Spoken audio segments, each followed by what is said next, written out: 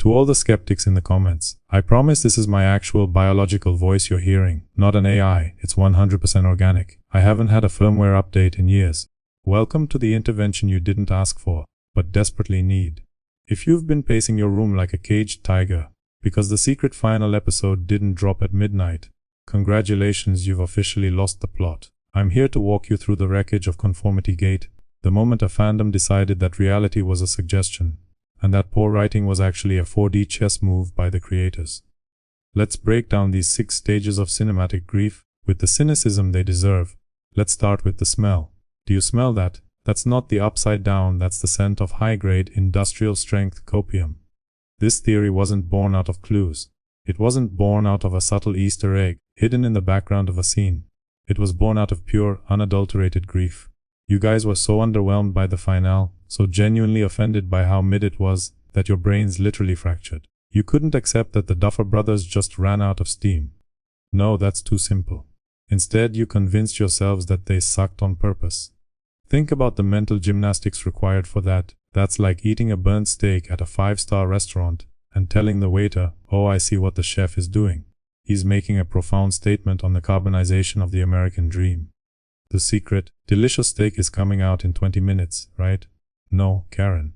The steak is just burnt.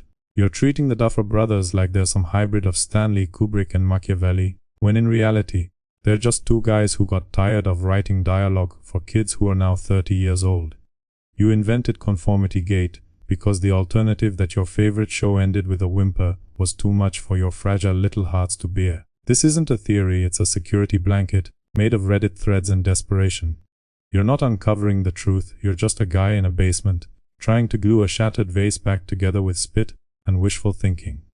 Now, let's talk business. I know business is a boring word for people who spend their time debating the physics of a shadow monster. But let's look at Netflix. Netflix is a company that would put a billboard on the moon if they thought a single cow would look at it and subscribe. This is a company that spends millions of dollars to tell you that a movie starring Ryan Reynolds is the #1 movie in the world for 3 hours. They are not known for their subtlety, and yet you truly believed with your whole heart that they decided to release the true ending of their biggest global phenomenon in total silence. "Oh, it's a surprise drop," you squealed. "It's going to be legendary." Listen to me. Nothing says profitable business model like secret content that nobody knows exists. Do you know how shareholders work? They like money. They like engagement metrics. They like seeing a massive spike in the stock price because a secret finale is trending. What they don't like is a creative team saying, "Yeah, we spent $50 million on a secret episode, but we're not going to tell anyone about it because we want to prank the teenagers on TikTok."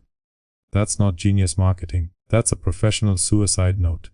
If Netflix had a secret episode, they wouldn't hide it. They'd be charging you an extra secret episode convenience fee and plastering the protagonist's face on every bus from here to Tokyo. You weren't waiting for a surprise, you were waiting for a corporation to suddenly hate profit.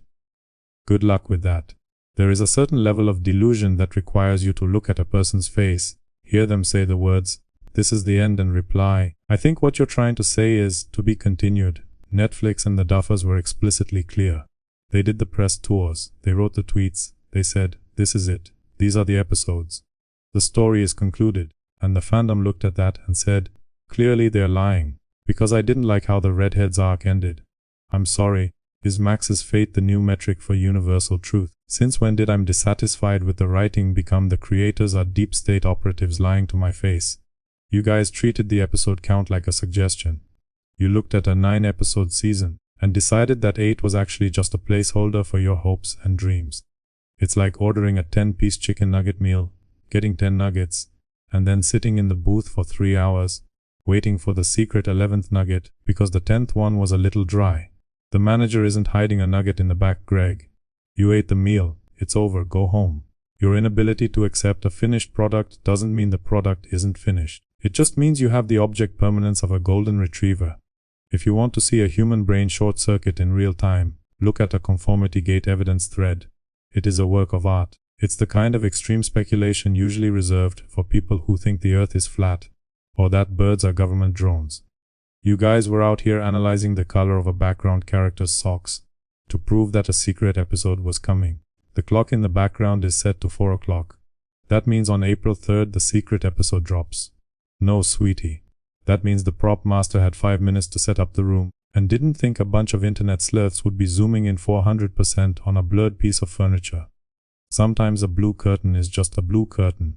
It's not a 5D chess move. It's not a symbolic representation of the protagonist's suppressed trauma, reflecting the duality of the upside down. It's just decor. You were trying to find hidden messages in alphabet soup.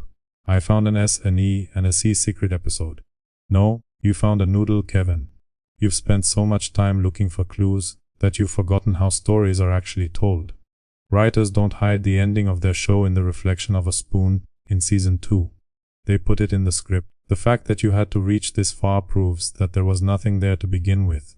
You weren't connecting dots, you were drawing your own dots, and then getting mad when nobody else could see the picture. Let's play a game called How to Get Fired from a Multi-Billion-Dollar Project. Imagine you're a Duffer brother. You walk into a room full of Netflix executives, the kind of people who care more about quarterly growth than creative integrity. You tell them, hey, we have a great idea. We're going to intentionally release a mediocre, unsatisfying finale. We're going to alienate our entire fan base, let the critics trash us, and watch our social media engagement turn into a dumpster fire. And then get this, a week later, we'll release the real ending. Do you know what happens next? You get escorted out of the building by security. That's not genius storytelling.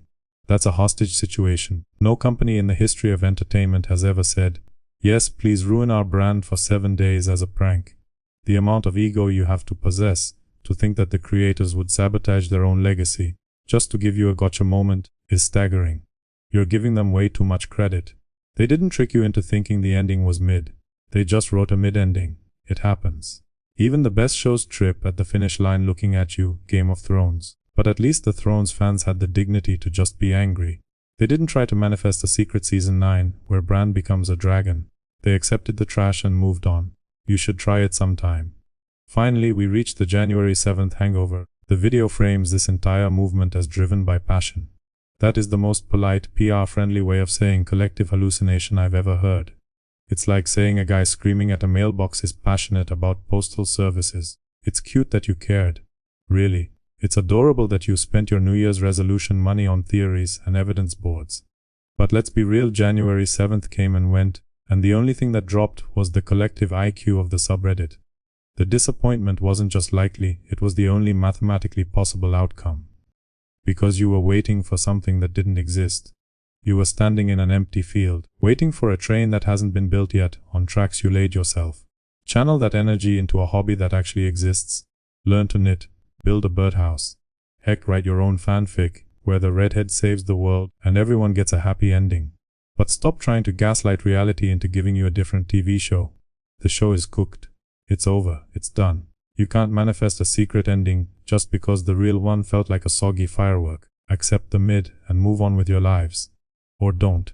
I'm sure there's another secret date coming up in 3 weeks that you can pin all your hopes on.